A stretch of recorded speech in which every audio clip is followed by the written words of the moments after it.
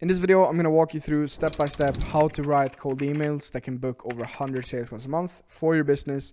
And this is going to be possible by using a specific cold email writing strategy that I'm going to reveal to you in this video. The number one reason most businesses struggle to grow is simply because they can't book meetings and get potential prospects and clients on sales calls. You could have a great offer and provide a lot of value, but if you can't get that person on a sales call, you'll struggle to make them a client. And you could be amazing at sales and close most of the people that you get on a call with, but if you can't even get sales calls in the first place, what's the point? And what gets people on calls? The actual cold email itself. And that's exactly why I'm going to reveal the proven step-by-step process that you can follow to write cold emails that take you from relying on referrals, booking 0 sales calls, and having your emails sent to trash, to booking over 100 sales calls a month and having more potential deals in your pipeline than you can even handle. First things first is that you need to figure out your ICP and then do market research on that ICP. Do you understand what their biggest problems are?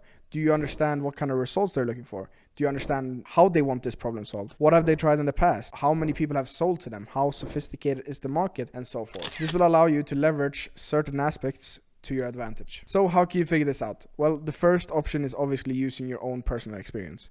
But if you don't have that, there's so many different ways to actually do market research. I'm going to show you one prompt that I got from Jacob here.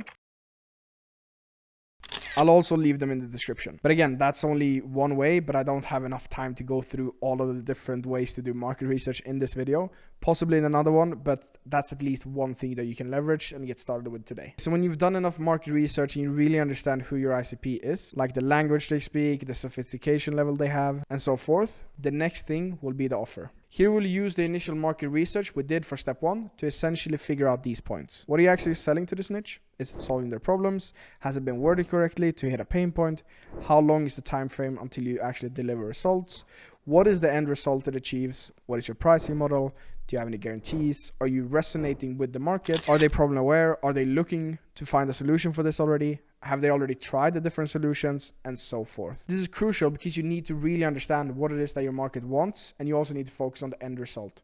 What do I mean by that? An example is if you're delivering appointments to a prospect. What you're actually selling is new clients. So focusing on the end result. But again, there are some exceptions, meaning that if the market is resonating with appointments, then it's appointments that you're selling. So once you know what your market wants and what is resonating with them, it's time to make a no-brainer offer. And no, it does not need to be guaranteeing the moon, but rather offering something of value. A free video audit, a free example, a free sample of whatever it is that you're selling.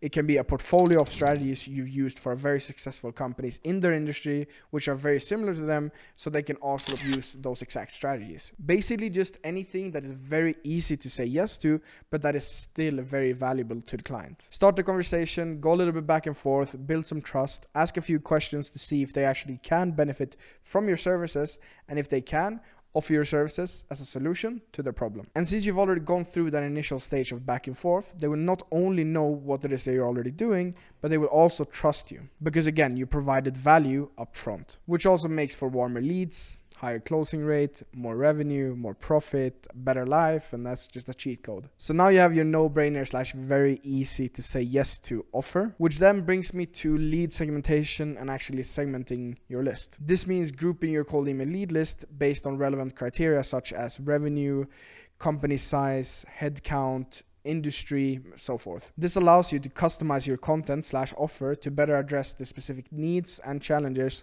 of each segment. A CFO might be caring more about saving costs, whilst a sales manager would rather more focus on increasing revenue or hitting their sales target. So basically segmenting so that you can actually speak to one specific person and not thousands. Because the more you resonate with them specifically, the more meetings you'll book. Moving on with personalization, depending on how good it is, 99% of people will know if it's AI generated or not, and that might be a turn off for some of these prospects because they will not think that you did any research at all. Personalization that will actually work is by making it tie together with the relevancy for why you're reaching out. And since I love to give examples, we're a B2B lead generation agency.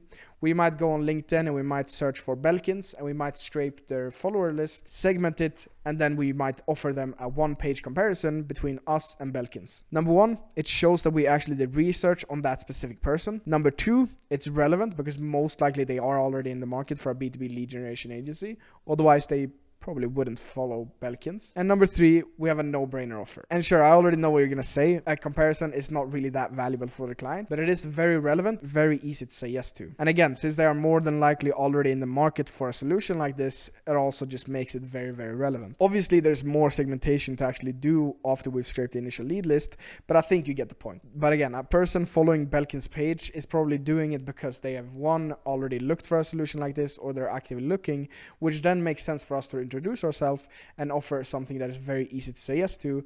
And again, since they're already in the market, they probably will not say no, which then makes it a very banger campaign. And lastly, for subject line and follow-ups. And now you might be saying, oh, you covered subject line last. Aren't they super important to actually get someone to open your email? Because if they don't open your email, you won't even get any replies. Well, that's true, but the subject line really is not important. Don't overcomplicate your subject line. If an interesting email lands in your inbox, human nature, you're going to be curious, you're going to open the email. Create curiosity or pain/desire driven subject lines to pique interest. But again, if your email lands in the primary inbox of a prospect, 9 out of 10 times they will open it as long as the subject line isn't something ridiculous. For the follow-ups is absolutely key in some markets. What do I mean by this? Well, for an example, in EU, we see a huge number of meetings spike in the 5th follow-up. Whilst in the US markets, we've seen that a 2-step sequence works a lot better because that market is a lot more saturated. But anyhow, with that said, obviously your follow-ups will look a lot different depending on how long your sequences are. What I can say though is keep your follow-ups short, value, and curiosity driven. First follow-up, send a short message that ties nicely back into your initial email. Keep it relevant. For the second follow-up, keep it value driven, go a little bit more in depth in your offering, and also show the benefits. For the third one, it's the same thing, more depth, more benefits, how it can work for them, relevancy, etc. Also, the second a lead shows interest, you do not let off the gas. You keep following up with them until they either tell you to F off or they get on a meeting with you. Same goes after you've already had a demo with the prospect. Keep the follow-ups running until you get a reply. Now, literally giving you a recipe on how to book over 100 calls a month with cold email.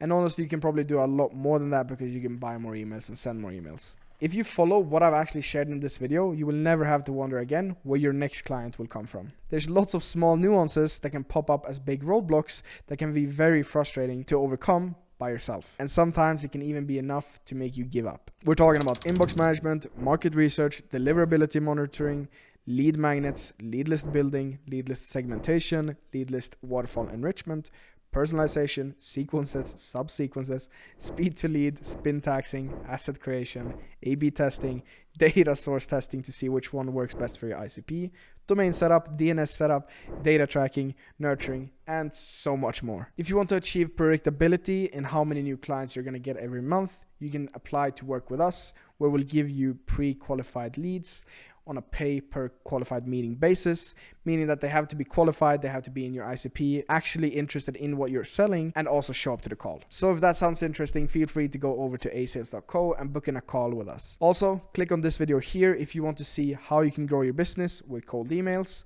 and I'll see you in the next one. Ciao.